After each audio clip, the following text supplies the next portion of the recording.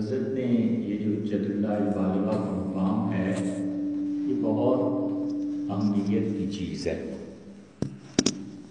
اس پہ بھی کوئی 20 منٹ آپ سے لینے ہیں. انشاءاللہ تفصیل سے آئندہ بات کریں گے.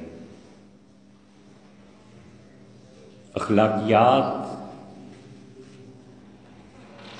کو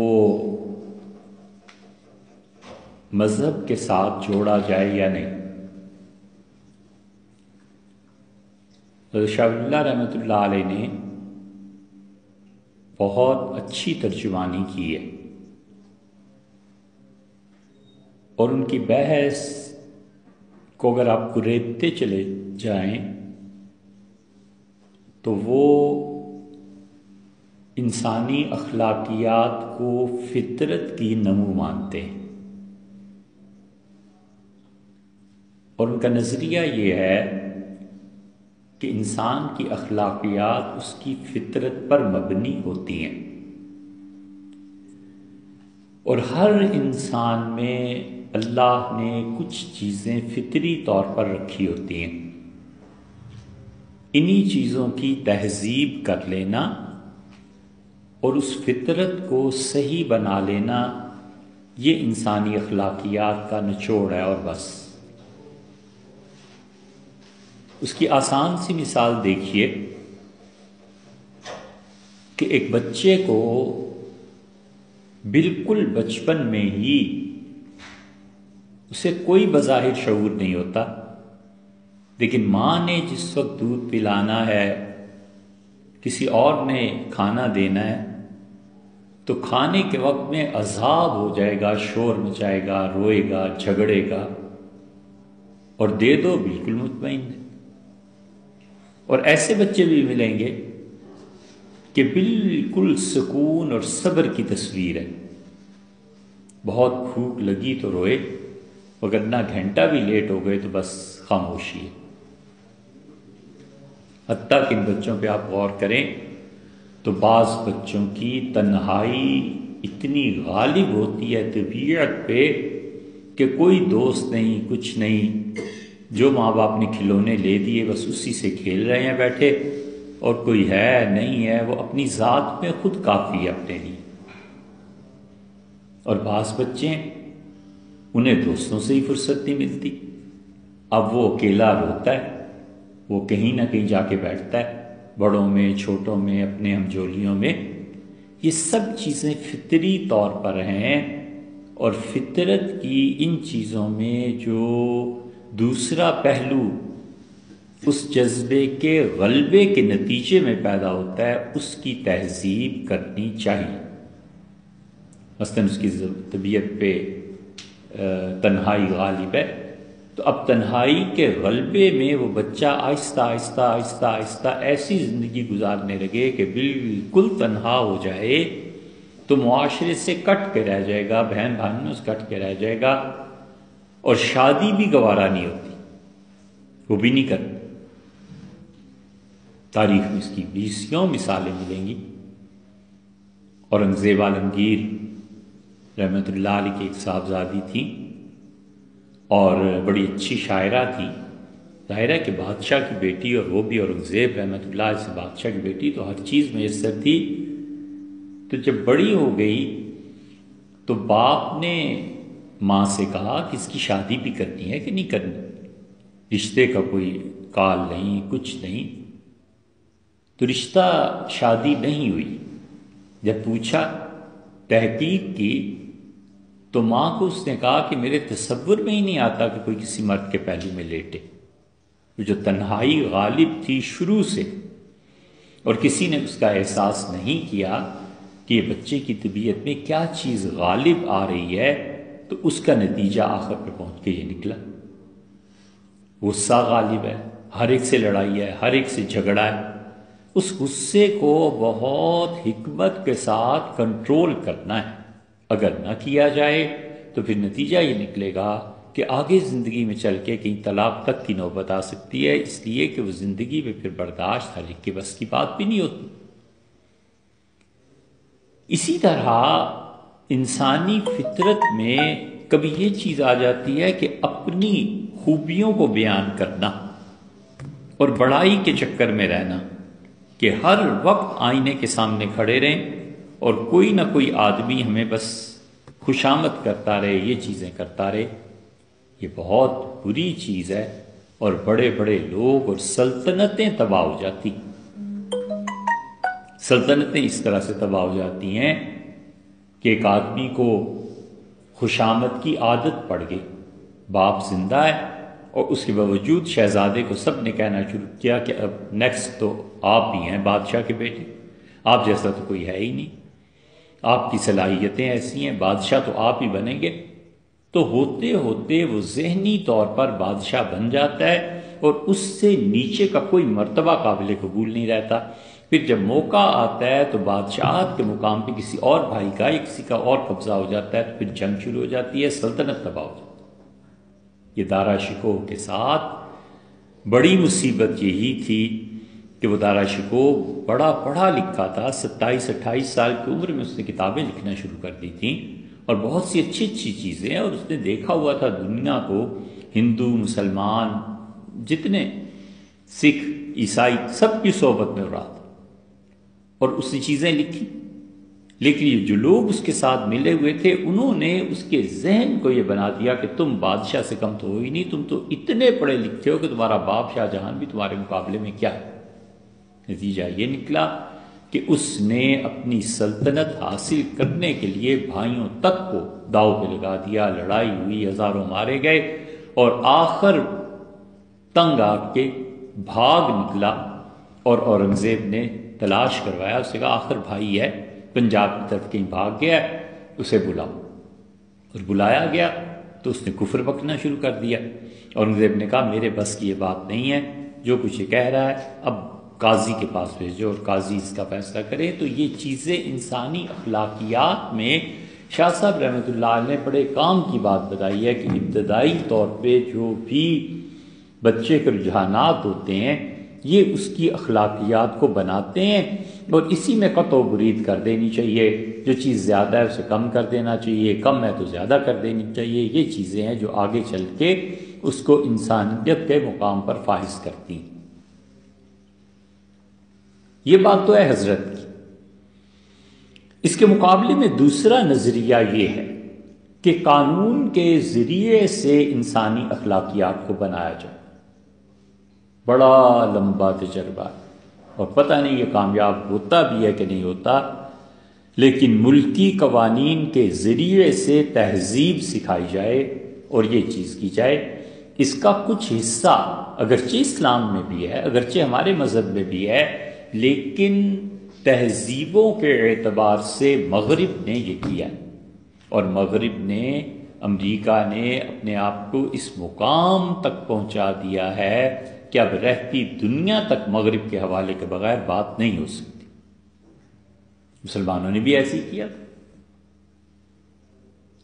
کبھی انہوں نے دنیا میں اتنی ترقی کی تھی کہ آپ دیکھیں 1200 سال تک جو انہوں نے دنیا پہ دوسری اقوام کے سینے پہ مونگ دلی ہے، اب تک اسلام ایسا بینچ مارک ہے، مسلمان ایسے بینچ مارک ہے کہ دنیا میں کوئی ترقی اور تنزل ہو ہی نہیں سکتا جب تک کہ مسلمانوں کا ذکر نہ ہو۔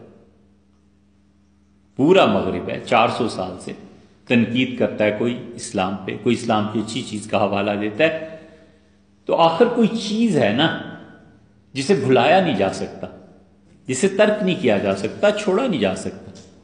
بالکل اسی طرح یورپ اور امریکہ نے اب اتنا مقام بنا لیا ہے کہ اگر یہ دنیا اب 1000 سال بھی قائم رہنی ہے تو انہیں نہیں بھلایا جا سکتا۔ یہ بالکل ایسے ہی ہے جیسے بڑے بڑے فلاسفہ نے لکھا، اور انہوں نے کہا کہ افلاطون کے بعد جتنا بھی فلسفہ دنیا میں آیا ہے وہ یا افلاطون کی حمایت ہے یا اس کی مخالفت ہے، کہ اس کے بعد ہم کچھ نہیں کہتے۔ آپ اس کی مثال تیسری سننا چاہیں، امیر المومنین سیدنا عمر رضی اللہ عنہ ہیں، ساری خلافت راشدہ کیا اور بعد والے کیا، اور اسلام جب تک دنیا میں باقی ہے امیر المومنین رضی اللہ عنہ کا حوالہ ہٹایا نہیں جا سکتا۔ انصاف ہے، حکومت ہے، یہ ہے وہ ہے، سب چیزیں انہی کے گرد گھومتی چلی جائیں گی۔ اس لیے اتنا اثر اس خلافت کا رہا کہ حضرت عثمان رضی اللہ عنہ نے گورنر تبدیل نہیں کیے، حکمران تبدیل نہیں کیے۔ حضرت عثمان رضی اللہ عنہ تو پھر چلو متصل دور تھا ان کا، سیدنا علی رضی اللہ عنہ سے لوگوں نے کہا کہ فلاں فلاں کو ہٹا دیں، انہوں نے کہا نا، امیر المومنین سیدنا عمر رضی اللہ عنہ سے مقرر کر کے گئے تھے، میں اسے نہیں ہٹا سکتا، اور کسی بات پہ کسی نے اصرار کیا تو ان کا البار الراشد، عمر کو جانتے ہو، البار بر سے ہے نا، مبالغے کا صیغہ استعمال کیا کہ بہت ہی متقی اور پرہیزگار تھے، الراشد بہت ہی زیادہ رشد والے تھے، بہت صحیح راہ پہ چلنے والے تھے۔ حضرت نے فرما دیا تھا میں نہیں ہٹا سکتا۔ مقدمہ پیش ہوا، جھگڑا ہے زمین کا، اب اس زمانے میں بھی کوئی گواہی کاغذات کچھ نہ کچھ تو تھا ہی نا، تو اس نے کہا کہ حضرت یہ میری زمین ہے، یہ دوسرے فریق سے پوچھا کہ کیوں بھی، اس نے کہا جی میری بات سنیں، اس سے پوچھا ابھی زمین کا کیا تمہارا مسئلہ، اس نے کہا حضرت میں صرف اتنی بات کہتا ہوں کہ یہ زمین کا جھگڑا قدیم سے چلا آ رہا ہے، میرے والد فلاں فلاں فلاں زندہ تھے اس زمانے سے، اور اس زمین میں کتنی ہماری ہے کتنی ان کی ہے اس کا مشاہدہ اور تصفیہ کرنے کے لیے حضرت عمر رضی اللہ عنہ تشریف لے گئے تھے، اور انہوں نے ایک جگہ پر پتھر رکھ دیا تھا کہ یہ زمین ادھر کی اس کی ہے، ادھر کی اس کی ہے۔ سیدنا علی رضی اللہ عنہ نے کہا وہ پتھر اب تک ہے، اس سے کہا اب تک ہے، دوسرے سے کہا اب تک ہے، اس نے کہا ہاں جی اب تک ہے، لیکن ان کا کچھ لیکن نہیں، بس امیر المومنین کا فیصلہ ختم ہوا، نکالو اس مقدمے کو، ختم۔ میں کچھ سننے کو تیار نہیں ہوں، کیونکہ اس جیسا عدل اور انصاف کرنے والا آدمی کوئی نہیں تھا۔ اب وہ حوالہ ایسا ہے کہ اس حوالے کے بغیر کوئی چل ہی نہیں سکتا۔ بالکل اسی طرح مغرب اور امریکہ نے اب اپنی ایسی صورتحال بنا لی ہے کہ وہ لوگ اس کے دنیا میں کوئی بھی تہذیب آئے گی، پرورش پائے گی، ختم ہوگی، کیا ہوگا کیا نہیں ہوگا، لیکن مغرب اور امریکہ کو بھلایا نہیں جا سکتا کہ انہوں نے تہذیب میں کیا کردار ادا کیا ہے۔ کسی بھی انسانی تہذیب کی بنیادیں دو ہوا کرتی ہیں، ایک یہ ہوتا ہے کہ ان کے ہاں آدمی کس کو کہتے ہیں، فرد کا مقام کیا ہے، اور ایک بنیاد یہ بنتی ہے کہ جس چیز کو دنیا کہتے ہیں یہ دنیا ان کے ہاں کیا ہے۔ ہر تہذیب کی اساس بس یہ دو ہی چیزیں، فرد کیسا ہے، عورت فرد ہے یا نہیں، اسی پہ یورپ سارا چیختا ہے۔ وہ کہتے ہیں تم عورت کو فرد ماننے کے لیے تیار نہیں ہو۔ اگر عورت ایک فرد ہے، معاشرے کے ایک معاشرے کا کارآمد حصہ ہے، تو تم اسے گواہی میں آدھا کیوں کر رہے ہو، تم فلاں جگہ یہ کیوں کر رہے ہو، فلاں جگہ یہ کیوں کر رہے ہو۔ وہ کہتے ہیں فرد کی تعریف کرو، تمہارے یہاں فرد کیا ہے، اور دنیا کی تعریف کرو، تمہارے یہاں دنیا کیا ہے۔ دنیا میں جو نقصان کی چیزیں ہو گئیں ان میں سے ایک چیز یہ بھی ہو گئی کہ جتنے علوم تھے ہمارے قدماء کے، اس کو پڑھنے پڑھانے والے نہ رہے، اور جدید علوم کے متعلق پیچھے چلے گئے۔ اس لیے نہ سائنس میں کوئی ترقی ہوئی، نہ اور چیزوں میں ترقی ہوئی۔ ترقی بھی ہونی تھی تو دینی علوم میں ہی ہو جاتی، چلو وہ بھی کوئی بات تھی، مگر آپ ذرا نظر اٹھا کر دیکھیں کہ شاہ ولی اللہ رحمۃ اللہ علیہ ان کے خاندان کے بعد بس اکا دکا خال کوئی نظر آئے گا۔ جتنے فارغ التحصیل ہوتے ہیں مدارس سے، اور جتنے ہماری یونیورسٹی سے اور اسکولوں سے، اس کا تقابل ذرا کر کے دیکھیں۔ اگر آپ کہتے ہیں کہ فرض کر لیجئے کہ ڈاکٹر عبدالقدیر خان بہت بڑا آدمی ہے، یہیں اسی ملک میں پڑھا ہے، یہیں پڑھ کے چلو مان لیا، وہ ایک آدمی کے ساتھ کتنے لاکھوں آدمیوں نے پاکستان میں پڑھا تھا، تو وہ ایک نکلا، ریشو کہاں گئی؟ یورپ اور امریکہ میں فرد کو بھول جائیں، صفوں کی صفیں تیار ہو رہی ہیں، صفوں کی صفیں اپنے پچھلوں کی چیزوں کو سنبھالنے کے لیے تیار ہو رہی ہیں۔ ایک آدمی چاہیے 10 حاضر۔ یہ ابھی ٹرمپ کا جو انتخاب ہوا ہے امریکہ میں، ہم نے خود بھی دیکھا، بڑی بڑی کمپنیز ہیں، وہ کیا کرتی ہیں، ٹرین کر رہی ہیں کہ سیکٹری کے لیے آپ کورس کیجئے، یہ کورس کرو، یہ کورس کرو، یہ کورس کرو، انفارمیشن کے لیے آپ کورس کیجئے۔ ان کو 3 سال 4 سال اچھی طرح رگڑا دے کے تیار کیا۔ جو نیا صدر آیا اس سے کہا سر ٹیم ہمارے پاس موجود ہے، آپ لے سکتے۔ صدر نے کہا مجھے ٹیم دو، انٹرویو ہوئے، ٹیم مل گئی، انہوں نے 4 سال میں جتنا خرچ کیا تھا اس سے 10 گنا بل پیش کیا، پریزیڈنٹ نے دستخط کیے، لے لیے۔ اور ہمارے ہاں فقدان کا یہ عالم ہے کہ ضیاء الحق کے زمانے میں جو وزیر تھے وہی بعد میں پیپلز پارٹی نے لے لیے، وہی نون لیگ نے لے لیے، نون لیگ میں بھی پیپلز پارٹی کے، اور پیپلز پارٹی میں بھی نون لیگ کے آدمی نہیں ملا ایسے کہ جو، اور وہ بھی جس درجے کے ہیں وہ سب جانتے۔ اس لیے مغرب کا آدمی کا تصور اور ہمارے ہاں آدمی کا تصور، یہ دنیا میں کہیں بھی 3 تہذیبیں تھیں جو بنیادی طور پہ دنیا میں اب تک اثر انداز ہیں۔ ایک بر صغیر کی تہذیب تھی ہندوؤں کی، اور ہندو اتنے قدیم ہیں کہ افلاطون جیسا آدمی کہتے ہیں ہندوستان پڑھنے کے لیے آیا، مصر گیا تھا پھر ہندوستان آیا۔ کہتے ہیں کہ حضرت موسیٰ علیہ السلام نے جب سامری کو جلا وطن کیا تو سامری ہندوستان آ گیا تھا۔ ہندوستان کا حوالہ اتنا قدیم ہے، ہمیں اس سے بحث نہیں ہے یہ سچ ہے یا جھوٹ ہے، لیکن ہندوستانی تہذیب اتنی قدیم ہے کہ ساری روایات اس کی طرف منسوب ہیں۔ آدم علیہ السلام بھی یہیں آ گئے تھے، حضرت سلیمان علیہ السلام کا تخت بھی یہیں کہیں آتا تھا، یہ ساری چیزیں۔ لیکن ہندوستانی تہذیب کے ساتھ مشکل چیز یہ ہے کہ اس پہ مذہب کا اثر ہے، اور مذہب کے اثرات سے ہندوستان کی تہذیب اب تک نہیں نکل سکی۔ اس لیے گورے بھی یہاں جب آئے ہیں تو انہوں نے 2 چیزوں پہ پابندی لگائی، باقی کسی مذہب میں انہوں نے عملاً دخل نہیں دیا۔ اس لیے انگریزوں کا پوری تاریخ آپ پڑھ لیں، انہوں نے علماء کی مخالفت کی ہی نہیں، صرف ان علماء کو سزا دی اور مخالفت کی جو سیاست کے میدان میں آئے، جنہوں نے آزادی کے لیے کام کیا، چیلنج کیا۔ اور جو سیاست میں نہیں آیا، انگریزوں نے کہا حضرت آپ کو اللہ 100 کی بجائے 200 سال زندگی دے، ہمیں آپ سے کیا لینا اور کیا دینا، امن سے زندگی بسر کریں۔ کتنے ہی علماء تھے، یہ جمعیت علماء ہند اور فلاں اور فلاں اور فلاں جیلوں میں گئے، اور اس لیے کہ وہ سیاست کے میدان میں آئے نا، تو سیاست کے میدان میں تو پھر گورنمنٹ کو اپنے آپ کو بھی تو بچانا ہے۔ جو کیا یہ نہیں ہے کہ انہوں نے کوئی صحیح کیا، مطلب یہ ہے کہ جس نے اس میں دخل نہیں دیا انہوں نے بھی کچھ نہیں کہا، ان کے جی اپنا کام کرو۔ مذہب کے حوالے سے انہوں نے 2 چیزوں میں دخل دیا، ایک ہندوؤں کے ہاں ستی کی رسم ختم کی، انہوں نے کہا ہم اس مذہب کو نہیں مانتے کہ ہندو مر گیا اور ساتھ بیوی بھی چل کے مر جائے، اور دوسری پابندی اہل تشیع پہ لگائی، انہوں نے کہا جو زنجیروں کے ساتھ خون بہاتے ہو پیٹتے ہو یہ نہیں ہونے دیں گے، یہ نہ کرو۔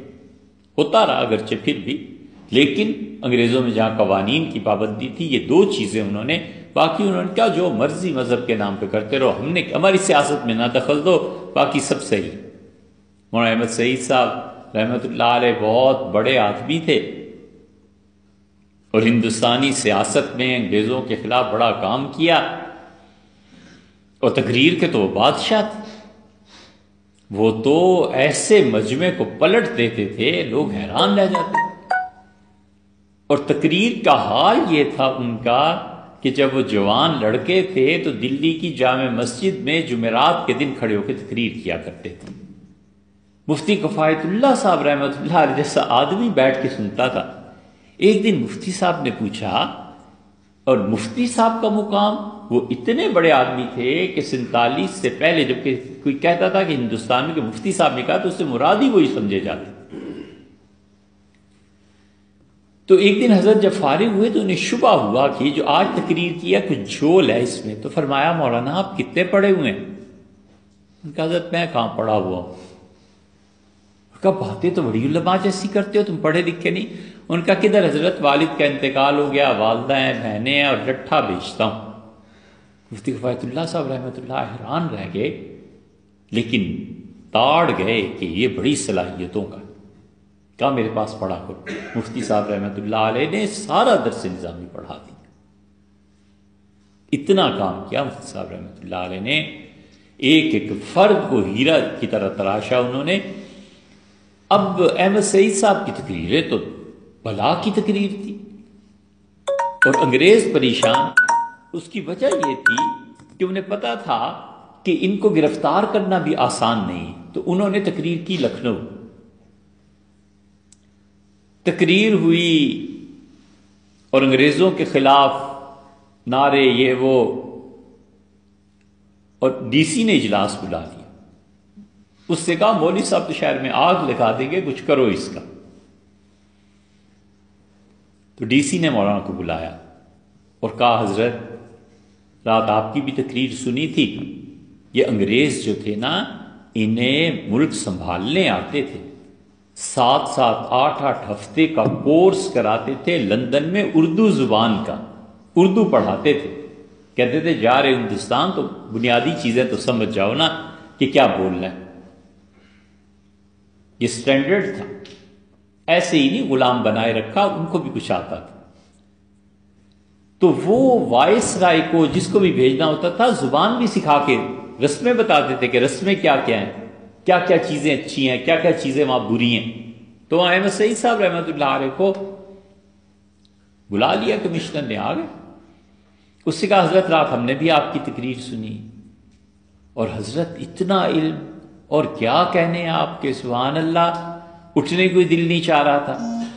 حضرت آپ نے ہمیں برا بھلا بہت کہا، لیکن کوئی حرج نہیں حضرت، ایسے ہوتا ہی ہے، سیاست میں ہوتا ہے، لیکن میرے جی میں یہ آتا تھا کہ میں اگر آپ کا گھر فلاں جگہ ہے، فلاں جگہ اتنی زمین پڑی ہے اگر دے دوں اور آپ وہاں پر علماء تیار کرنا شروع کر دیں تو کتنا اچھا، اور اگر چاہیں تو گورنمنٹ کچھ مدد بھی کر دے۔ مولانا سعید صاحب رحمۃ اللہ چپ، پہلے سے دیکھتے رہے، چپ ہو گئے، وہ سمجھا کے سوچ رہے ہیں۔ پھر کہنے لگا کہ حضرت اگر اس کی ضرورت ہو کہ علماء کو آپ کے حق میں لایا جائے تو ہماری جو انٹیلیجنس کے لوگ ہیں یہ بھی کام کر سکتے ہیں، مولویوں کو نرم کر سکتے ہیں آپ کے حق میں۔ حضرت پھر سوچتے رہے، کافی دیر گزر گئی تو اس سے کہا حضرت آپ کچھ فرماتے نہیں، تو کہنے لگے سوچ یہ رہا ہوں کہ ابوالکلام آزاد اور حسین احمد مدنی اور حفظ الرحمان سیوہاروی یہ تو کہیں گے تجھے بھیجا تھا ڈی سی کے پاس، سارا ہندوستان لے کے آیا اور تو چند کنال زمین لے آیا، یہ کیا کیا؟ ڈی سی بھی سمجھ گیا، حضرت نے ہاتھ ملایا اور چل پڑا۔ یہ جنہوں نے سیاست میں دخل نہیں دیا، کچھ نہیں کہا انگریزوں نے۔ مولانا رضا خان صاحب نے اتنا انگریزوں کے خلاف اپنے فتاویٰ میں لکھا ہے، پڑھیں تو پتہ چلتا ہے، لیکن چونکہ حلقہ کوئی نہیں تھا نا اتنا بڑا جو ملک میں ہنگامے کر سکتا، انگریزوں نے کہا کیا ضرورت ہے مولانا کو چھیڑنے کی، لکھتے رہو۔ دیوبند کے حضرات میں تھانوی نور اللہ برکتہ اتنے محتاط تھے، اتنے کہ کسی نے خط میں لکھ کے بھیج دیا، امیر المومنین حضرت مولانا اشرف علی صاحب تھانوی، حضرت نے خط دیکھا سامنے امیر المومنین لکھا تو حضرت نے اسی وقت ڈاکیوں کو کہا میں نے وصول ہی نہیں کیا، لے جاؤ واپس، خط ہی نہیں کھولا۔ حضرت نے فرمایا آج امیر المومنین لکھتے ہیں، کل یہ مجھے اسیر الکافرین بنائیں گے۔ وہ سیاست سے بالکل ایک طرف تھے نا، کسی نے کچھ نہیں کہا، پوچھا ہی نہیں۔ تو اس لیے انگریزوں نے جس طرح مذہب میں دخل دیا وہ یہ چیز، تو ہندوستانی تہذیب میں مذہب کے اثرات اس وقت بھی تھے، آج بھی ہیں، اور اسے مذہب کے اثرات سے نکالنا بڑا دشوار۔ ہندوؤں کا مذہب اب تک وہ چل رہا ہے، لیکن آہستہ آہستہ جتنی بھی دنیا میں اقلیات کا غلبہ ہوتا جا رہا ہے، یا تو یہ کہیے کہ اب مذہب موضوع ہی نہیں رہا، اب مذہب موضوع نہیں رہا، سبجیکٹ نہیں رہا، سبجیکٹ پیسہ ہو گیا۔ اس لیے صبح سے شام تک ساری باتیں پیسے کی ہیں، ساری کی ساری باتیں جابس کی ہیں، سب کی سب باتیں کمائی کی ہیں، اور اس کے حق میں اور اس کے خلاف، یہ کرپشن کر رہا ہے یہ نہیں کر رہا، اس کے پاس اتنا پیسہ ہے اور میرے پاس اتنا پیسہ ہے، اور اس کا پیسہ کہاں گیا اور میرا پیسہ کہاں سے آیا۔ پوری زبان آپ کبھی غور کریں، ہماری اردو پوری زبان 200-400 لفظوں پہ مشتمل رہ گئی ہے، بس کوئی نئی چیز نہیں۔ آپ شاید مہینہ بھر کسی سے نہ سنیں کہ یہ وحدت الوجود کیا ہے، وحدت الشہود کیا ہے، یہ صوفیہ کا کیا نظریہ تھا، یہ دین میں انسانی آزادی، شخصی آزادی کا کیا مقام ہے؟ مہینے بھر آپ بات نہیں سنیں گے، اور روز سنیں گے ڈالر کا ریٹ کیا ہے، MBA کس نے کیا ہے، مکینیکل انجینئرنگ کیا ہے، کمپیوٹر کون چلا رہا ہے، تمہارے پاس CDs ہیں، وہ مووی آئی، وہ ویڈیو دیکھی، یہی بس الفاظ ہیں۔ اب سارا معاشرہ اسی میں ڈھلتا جا رہا ہے، اور کوئی نیا لفظ ہے نہیں جس کو بولیں۔ ہمیشہ غور کرو تو صبح سے شام تک کتنے نئے لفظ تھے، کوئی نیا لفظ نہیں۔ وجہ اس کی یہی ہے کہ مذہب موضوع نہیں رہا، انسانیت کے جو علوم تھے وہ موضوع نہیں رہے۔ شاید مہینہ بھر آپ غور کریں تو کوئی ایک غالب کا شعر پڑھنے والا نہ ملے، مہینے میں کوئی ایک آدمی نہ ہو جو یہ کہے کہ علامہ اقبال نے یہ کہا۔ میر بڑے آدمی تھے، میر کی شاعری کی یہ سنیں گے ہی نہیں آپ، اس لیے کہ موضوع نہیں نہ رہا، موضوع مادہ ہو گیا ہے، پیسہ ہو گیا کہ پیسے کے علاوہ کوئی چیز نہیں ہے۔ قدما میں، مسلمانوں میں جس مقام پہ اللہ کو رکھا تھا نا، بلا تشبیہ، بغیر حد زمانی و مکانی قیود کے والعیاذ باللہ، جو مقام اللہ کا تھا اور جس مقام کو دیکھ کے لوگ کہتے تھے کہ کتنے نفل پڑھے، کتنی تلاوت کی، کیا ذکر کر رہے ہو، کیا چیز مطالعے میں ہے، فلاں شاعر کیا کہہ رہا ہے، ادب میں کیا ہے، اس مقام پہ ہم نے خدا کو ہٹا کے دولت کو رکھ لیا ہے۔ دو لفظوں کی بات، اب سارا معاشرہ اسی کا طواف کر رہا ہے۔ پہلے پروردگار عالم کا طواف کرتے تھے، اس کے گھر کا طواف کرتے تھے، اب پیسہ اور پیسے سے متعلقہ چیزوں کا طواف ہے، اور اللہ خیر سے۔ دوسری تہذیب جس پہ بہرحال مذہب کے اثرات ہیں وہ چائنا کی، یہ تو چائنیز کے اب جو تہذیب ہے اس میں مذہب نہیں ہے، اور یہ اتنا بڑا فکر کا لمحہ ہے کہ پہلے بھی ہم اس کا ذکر کر چکے ہیں کہ یہ بر صغیر میں ایسٹ انڈیا کمپنی کے بعد یہ اتنی بڑی تبدیلی اب آئی ہے، درمیان میں کوئی تبدیلی نہیں۔ ایسٹ انڈیا کمپنی آئی تھی شاہ جہان کے زمانے میں، ان کی صاحبزادی تھی، بڑا تعلق اور محبت تھا والد کو، ہوتے ہی ہے۔ تو وہ ایک دن مغرب کی نماز کے لیے اپنے محل میں جا رہی تھی تو ایک جگہ سے گزری تو چراغ جل رہے تھے، ریشمی دوپٹہ تھا اور وہ دوپٹہ کہیں چراغ پہ پڑ گیا، آگ لگ گئی، اور سارا لباس دیکھتے ہی دیکھتے آگ ہی آگ ہو گئی۔ کیا جہان بادشاہ اور دوڑے لوگ، اور بادشاہ کی تو جان پہ بن گئی کہ بیٹی سب سے پیاری اور بڑی بڑی باصلاحیت بیٹی تھی ان کی، سر ٹامس نے آ کے علاج کیا تھا، اور اس پہ انہوں نے ہندوستان میں بہت آزادی دے دی تھی۔ اس سے پہلے جہانگیر کے زمانے میں بھی ایسٹ انڈیا کمپنی نے کچھ مراعات لی تھی، لیکن اب تو بہت زیادہ ہو گئی تھی۔ یہ ایسٹ انڈیا کمپنی جو آئی ہے 17ویں صدی میں، 18، 19، 20 اور 21، 400 سال میں، 300 برس میں کوئی اتنی بڑی چیز نہیں آئی جتنی اس کے بعد یہ اب چائنا آ رہا ہے۔ یہ اتنی بڑی تبدیلی ہے، اور اگر یہ تبدیلی جس طرح چل رہی ہے اگر یہ اپنے فطری انجام تک پہنچی تو پھر اللہ ہی حافظ۔ ہم اب تک انگریزوں کے اثر سے کہاں نکلے؟ ہمیں سارے میں انگریزوں ہی کا تو اثر ہے۔ بزرگوں نے اپنی تہذیب کو بچانے کے لیے انگریزوں کی مخالفت کی، نفرت، اتنی شدید نفرت تھی کہ گورے کا منہ نہیں دیکھنا چاہتے تھے لوگ، کپڑا ڈال لیتے تھے بزرگ اپنے منہ پہ کہ اس منحوس کا منہ نہ دیکھنا پڑے۔ کاندلا میں ایک مسجد کا جھگڑا ہو گیا، ایک زمین تھی، پلاٹ کا جھگڑا ہو گیا، مسجد والے وسیع کرنا چاہتے تھے، ہندوؤں نے کہا یہ ہماری زمین ہے۔ انگریز مجسٹریٹ کیا اور اس نے کہا کہ مسلمانوں کو بلایا اور کہا کوئی ہندو ایسا بتاؤ، یہ دیکھو فیصلے کیسے کرتے تھے گورے، اس نے کہا کوئی ایسا ہندو بتاؤ جس پہ تمہیں اعتماد ہو۔ مسلمانوں نے کہا جی ہمیں کسی ہندو پہ اعتماد نہیں، ہندو تو جھوٹ بولتے ہیں، زمین مسجد کی ہے لے جائیں۔ زمین بڑی قدیم سے چلی آ رہی تھی، 100-150 سال سے، شاید اس سے بھی زیادہ. تو انہوں نے کیا کیا، اس نے پھر ہندوؤں کو بلایا اور کہا کوئی آدمی مسلمانوں کا ایسا بتاؤ جس پہ تمہیں اعتبار ہو.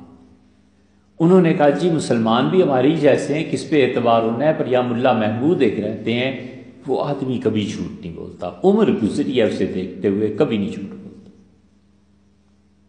اس نے کیا کیا، تاریخ دے دی اور کہا ہندو اور مسلمان دونوں آئیں اور اس دن میں مجسٹریٹ ہوں، میری بجائے ملا محمود فیصلہ کریں گے. جب دن آیا تو مسلمان جا کے مولانا کو سمجھا رہے ہیں کہ صبح جا کے کہنا ہے کہ پلاٹ ہمارا ہے، مولوی صاحب مسجد بڑی کرنی، یہ فضائل سنا رہے ہیں سارے. مولانا چپ حسب معمول. اگلے دن جب گئے تو جانا کیا تھا، انہوں نے تھانے دار یا جو بھی تھا اس سے کہا، ہرکارے سے، انہوں نے کہا جب سے 1857 کی جنگ آزادی میں میری پھانسیاں ہوئی ہیں نا، میں نے قسم کھا لیا کہ کسی گورے کو دیکھوں کبھی، میں نے ان کا منہ نہیں دیکھنا، مجھے نہ لے جائے. اس کو خبر پہنچی، اس کا حضرت کو کہو تانگے پہ آئیں اور کرایہ ہم دیں گے اور خیمے کے اندر میں بیٹھا رہوں گا، آپ اندر بھی تشریف نہ لائیں، صرف خیمے کے دروازے پہ کھڑے ہو کے کہہ دیں پلاٹ کس کا ہے، میں فیصلہ کر دوں. مان گئے سر، تانگے پہ گئے اور آنکھیں بند کر کے اس کے دروازے پہ کھڑے ہو گئے خیمے کے، اور بس اتنا لفظ کہا، انہوں نے کہا کہ ہندو سچا مسلمان جھوٹا، یہ کہہ کے تانگے پہ بیٹھ کے چلے گئے. تو گویا تباہی پھر گئی. مسلمان سارے مولوی صاحب کے پیچھے کے ہندوؤں کو سچا، ہندو سچے، ہندو کیسے سچے، ہندو مسلمان ہو گئے، اسلام قبول کر لیا. ان کا یار اتنا پاکیزہ آدمی، دیکھو یہ ہے خدا کا دین. تو یہ تو مسلمان منہ دیکھنے کے روادار نہیں تھے ہم لوگ. یہ سب چیزیں تھیں، بہت قصے، بہت چیزیں. لیکن اب جو چائنا آ رہا ہے ان کے ساتھ ہر کوئی سوچ رہا ہے. آپ غور کریں نا، زرداری صاحب نے سندھ میں تعلیم چینی زبان کی ضروری قرار دے دی. دوسری چیز پہ آپ غور کریں، ہمارے ملک میں اب آہستہ آہستہ تعلیمی ادارے چین کی طرف چل رہے ہیں. تیسری بات پہ آپ غور کریں، شہباز شریف صاحب نے کیا کہا. چوتھی بات پر غور کریں آپ تو چائنا کے ریسٹورنٹ اب کتنے کھل گئے ہیں ملک میں، یہ چند سالوں میں ریسٹورنٹس میں اضافہ ہوا ہے. اور پانچویں بات پر بھی غور کر لینا چاہیے کہ یہ چائنیز جو خواتین آ رہی ہیں یہ کیا کھاتا چل رہا ہے. یہ سب چیزیں ہیں، علامت ہیں اس بات کی کہ آہستہ آہستہ اب یہ تہذیب اپنا اثر جما سکتی ہے. ہر کوئی سوچ رہا ہے، آپ مارکیٹ میں جائیں، تاجر کہتے ہیں جی چائنا سے تجارت کا سوچ رہے ہیں کہ کیا ہوگا. ہر روز سی پیک کا منصوبہ ہے، گورنمنٹ بھی سوچ رہی، تاجر بھی سوچ رہے ہیں، آرمی بھی سوچ رہی، انجینئر بھی سوچ رہے ہیں، جس کو انویسٹمنٹ کرنی ہے وہ بھی سوچ رہا ہے. اور جو کوئی صلاحیت، حتیٰ کہ جو پٹھان کوئی 2-4 مشینیں خرید سکتا ہے وہ بھی کہتا ہے سی پیک کی طرف چلو اور وہاں جاؤ. ایک مولوی ہیں، ہم نہیں سوچ رہے کہ ہوگا کیا. ہمیں بھی تو سوچنا چاہیے نا کہ چائنا کی تہذیب آ گئی تو دین کا کیا بنے گا، مذہب کا کیا بنے گا، اقتدار کا کیا بنے گا. اور بات زیادہ کھل کے کہنے کی نہیں ہے، لیکن اگر یہ قیودات اور پابندیاں نہ رہیں تو یہ جو عرب ہیں نا، یہ رحیم یار خان میں جو کچھ آتے ہیں شکار اور یہ اور وہ، چائنا کے اثرات اور تہذیب یہاں آئی، زیادہ خواتین یہاں آئیں تو انہوں نے پورا ملک رحیم یار خان بنا دینا. یہ اثرات آئیں گے، 100 سال بعد آئیں، اللہ کرے نہ آئیں، خدا کرے ہماری بات جھوٹی ثابت ہو، کوئی حرج نہیں.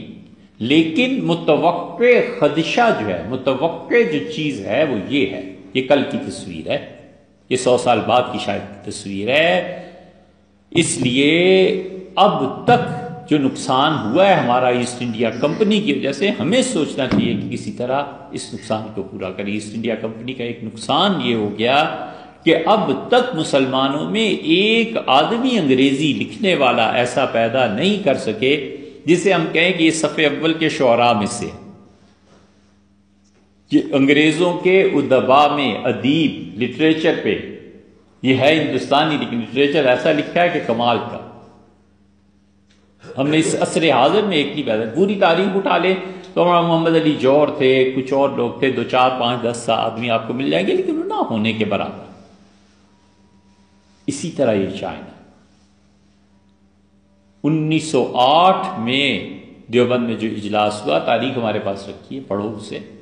انہوں نے کہا اب ہماری ضرورت ہو گئی ہے کہ ہم انگریزی تعلیم کو رائج کریں اور انگریزی کی تعلیم کو مدرسے میں داخل کریں تاکہ علماء کو انگریزی آئے اور انگریزوں کو دعوت دی جا سکے، دین کی طرف بلایا جا سکے۔ وہ تو ہم نے نفرتیں کر لی ساری، کیونکہ گورے وہاں بیٹھے ہوئے تھے انگلینڈ میں، یہ تو دروازہ ساتھ ہے، یہاں چائنیز سے کون نفرت کرے گا؟ یہ نفرت پالی بھی نہیں جا سکتی۔ اس لیے ہوش کرنا چاہیے کہ ہم اپنے مدارس میں بچوں کو کب کوئی زبان سکھائیں گے، آج شروع کریں گے، 10 سال بعد ایسے نکلیں جو دین کو بھی سمجھتے ہیں اور ان کی زبان میں جا کر دعوت دے سکیں، بس اتنی بات ہے۔ چائنا نے پابندی لگائی ہے نا، ان کے دین کی کوئی تبلیغ نہیں، ہمارے ملک میں تو پابندی نہیں، آخر وہ آئیں گے یا ان کی شادیاں ہوں گی، اٹھنا بیٹھنا ہوگا، تو مسلمان کسی درجے میں تو انہیں دین کر بلا سکے گا کہ یہ دین ہے یار، تم سیکھو۔ ان کی تہذیب اب بدلی ہے سوشلزم وغیرہ کے بعد، وگرنہ دین تیسری تہذیب جو مذہب کے اثر سے آزاد تھی وہ یونانی تھی۔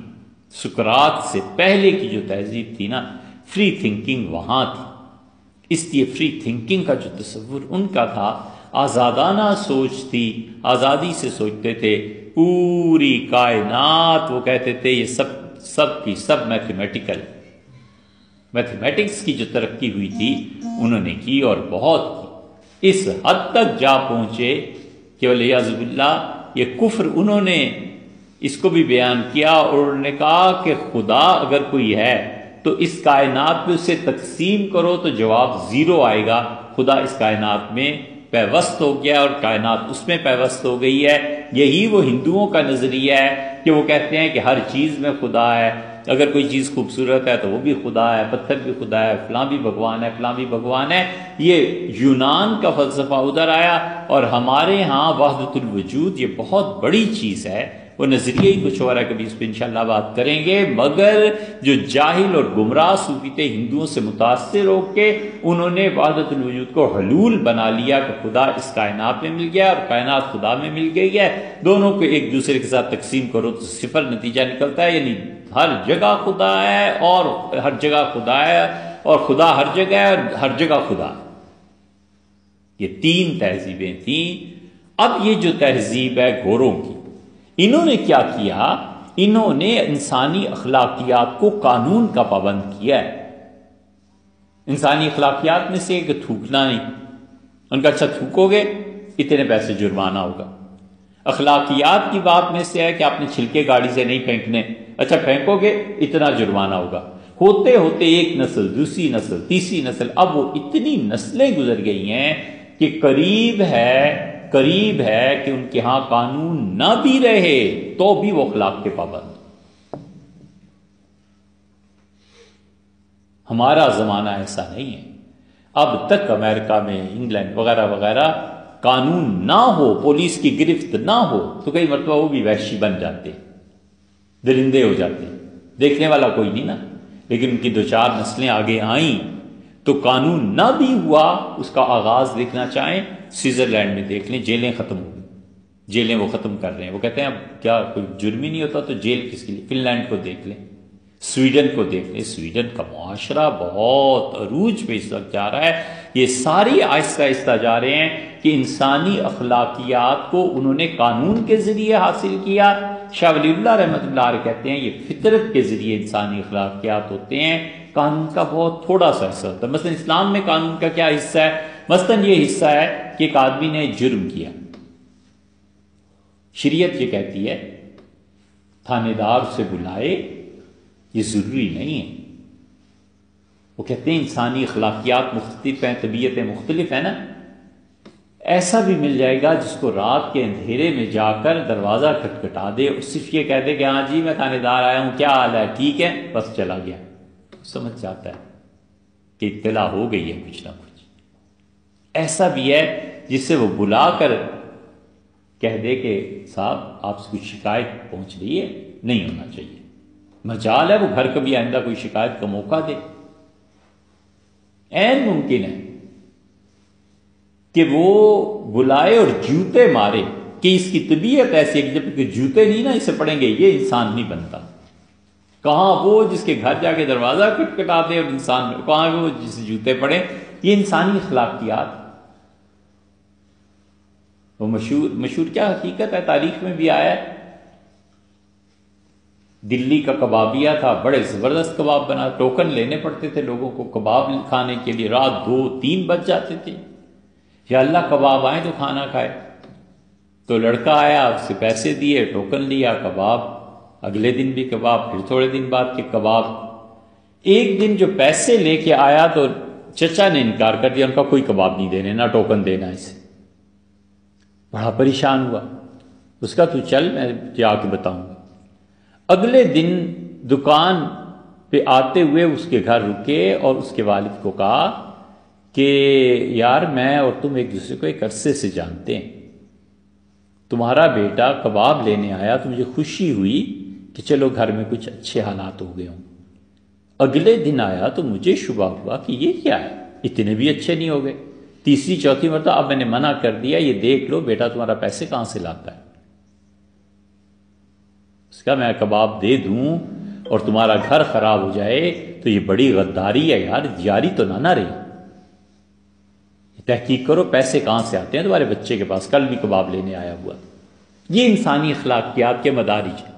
یورپ کہتا ہے قانون کے ذریعے، ہمارے حضرات کہتے ہیں نیچر کے ذریعے تبدیلی اس طرح آ جایا کرتی ہے آرام سے.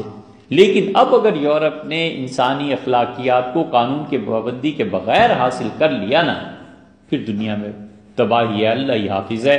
پھر وہ کیا کریں گے، 2 وار بیک وقت ہوں گے. وہ کہیں گے مذہب کی کوئی ضرورت نہیں ہے انسانی اخلاقیات کے لیے، دیکھ لو ہمارے ہاں مذہب کے بغیر معاشرے قائم ہیں. اور دوسرے سائنس کی ترقی میں اگر انہوں نے زندگی حیات کا وجود قائم کر لیا تو یہ دونوں وار جب ہوئے پھر جتنے مذہبی لوگ ہیں نا، کسی بھی مذہب سے تعلق رکھتے ہیں، ان کی خیر نہیں. برطانیہ اس حد تک ترقی کر چکا ہے سائنس میں ان چیزوں میں کہ انہوں نے ابھی یہ اعلان کیا ہے کہ آئندہ 15 سال میں ہم نے یہ جو اجازت دی ہے امریکن سپریم کورٹ نے بھی اور برٹشرز نے تو پہلی اجازت تھی، انہوں نے کہا ہے کہ مرد سے مرد کی شادی ہو جائے اور بچے کی پیدائش آئندہ 15 سال میں ہم کر دیں گے. کہا آئندہ مرد ہی باپ ہوا کرے گا، مرد ہی ماں ہوا کرے گی. یہ زندگی کا ایک نئی جہت ہے. انہوں نے کہا 15 سال میں ہم آپ کو دکھا دیں گے. زندگی کی یہ جہت، یہ کاری ضرب ہے اس چیز پہ کہ مذہب کوئی حیثیت نہیں رکھتا، اور دوسری طرف وہ کاری ضرب ہے کہ مذہب کوئی حیثیت نہیں رکھتا. اخلاقیات بغیر مذہب کے بھی حاصل کیے جا سکتے ہیں. حضرت شاہ صاحب رحمۃ اللہ اس سے بھی کچھ کرے دیں گے تو آپ اس پہ پہنچ جائیں گے. آئندہ انشاءاللہ بات کریں. رواج کا بھی اس پہ کچھ عمل دخل ہوتا ہے، عرف. جی عرف کا بڑا اثر. عرف تو جی مسلمہ حقیقت ہے نا، اس کا تو انکار نہیں کیا جا سکتا. عرف ہمارے ہاں مختلف، ہندوستان میں مختلف، عرف کا بڑا اثر. سبحان اللہ.